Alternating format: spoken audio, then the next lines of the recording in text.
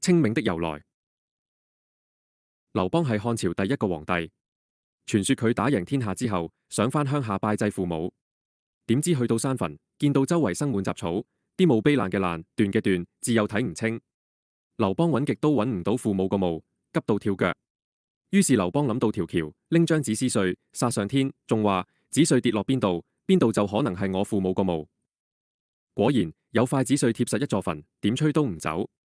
劉邦行近一睇，真係見到父母個名字刻喺碑度，佢開心到彈起，即刻叫人重修父母個山墳。從此之後，劉邦每年清明都會去拜山，呢個習俗慢慢傳開，就變成我哋而家嘅清明節啦。清明節唔單止係拜山，仲代表中國人慎終追遠嘅精神。佢提醒我哋要記住祖先嘅恩情，珍惜屋企人。而家除咗掃墓，仲會去郊遊、插柳枝，感受下春天嘅氣息。